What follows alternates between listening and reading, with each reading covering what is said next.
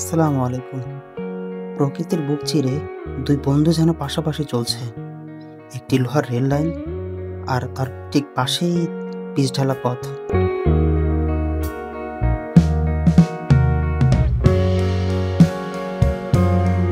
এই পথটি সাতখামের থেকে কাওরাইদ পর্যন্ত বিস্তৃত। দুই পাশে সবুজ গাছপালা, ধানক্ষেত আর ছোট ছোট গ্রাম।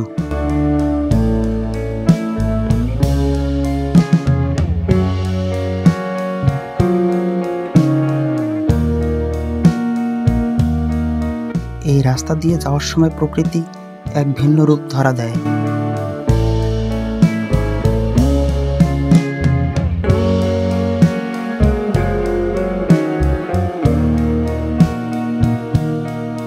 এই রেল লাইন বহু মানুষের জীবনের সাথে মিশে আছে।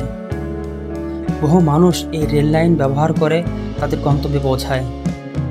ট্রেনের হুইসেল এই এলাকার মানুষের কাছে খুবই পরিচিত। যখন ট্রেন চলে যায় তখন রেল লাইনের কম্পন আর ট্রেনের শব্দ এক অন্যরকম অনুভূতি সৃষ্টি করে।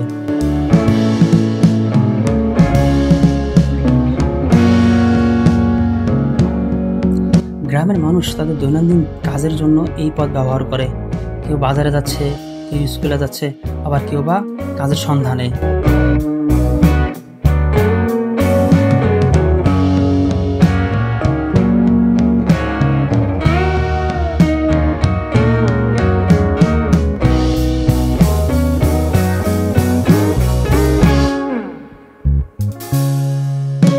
অন্যদিকে এই রাস্তাটি গ্রামের মানুষের চলাচলের প্রধান মাধ্যম। সাইকেল, মোটরসাইকেল, অটোরিকশা আর হেঁটে চলা মানুষের মুখরিত থাকে এই পথ।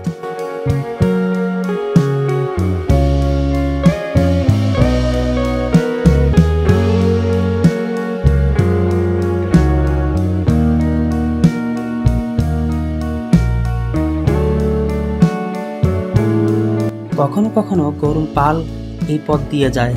মাঝে মাঝে দেখা যায় স্কুলের শিক্ষার্থীরা তাদের ব্যাগ কাঁধে নিয়ে হেঁটে চলছে।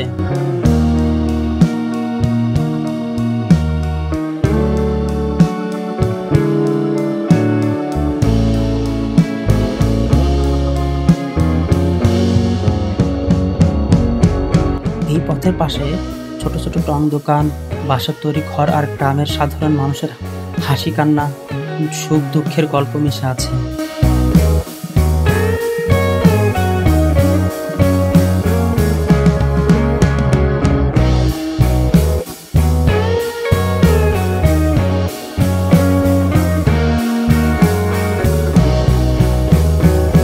এই রাস্তার দুই পাশে রয়েছে বিভিন্ন ধরনের গাছপালা। কোথাও সারি সারি তাল গাছ, কোথাও বাঁশবাগান, আবার কোথাও আম, জাম, কাঁঠালের বাগান। পাখির কলকাকলি আর মৃদু বাতাসের শব্দে এই পথ দিয়ে চলার ক্লান্তি দূর হয়ে যায়।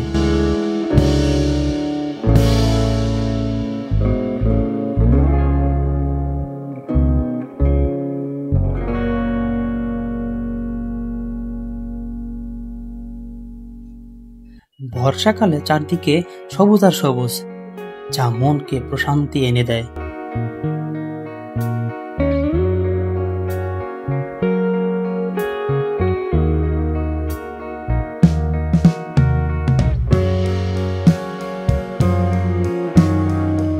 শ্রীপুরের সাতখামারি থেকে কাওরাইদ পর্যন্ত এই পথটি শুধু একটি রাস্তা নয়, এটি একটি এলাকার মানুষের জীবনের প্রতিচ্ছবি।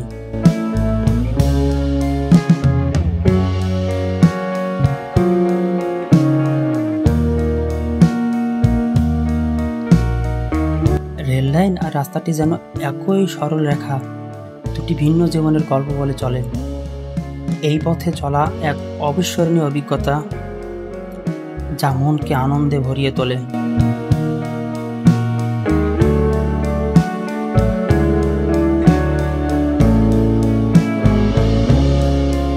প্রিয় ভিউয়ার্স, আপনারা যদি কখনো সময় পান তাহলে এই রাস্তায় আসুন, আপনাদের মন ভালো হয়ে যাবে।